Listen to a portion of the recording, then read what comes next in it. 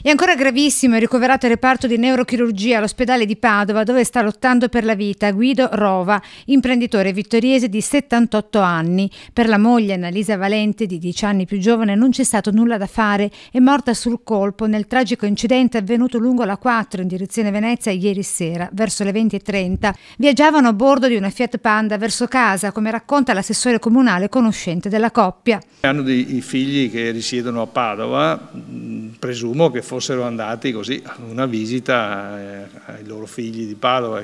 Per l'autostrada di Venezia, a causare l'incidente sarebbe stata una manovra azzardata del tir che ha cambiato improvvisamente corsia per evitare un'altra auto che all'ultimo momento aveva imboccato lo svincolo per la 13. Poi nel rientro è successo l'incidente, quindi diciamo una tragica fatalità. Coppia molto conosciuta a Vittorio Veneto, con un'avviata attività commerciale, oggi un'intera comunità in lutto, specie a Serravalle, dove marito e moglie, dopo una lunga parentesi milanese, erano tornati ad abitare da pensionati nella centrale via PI.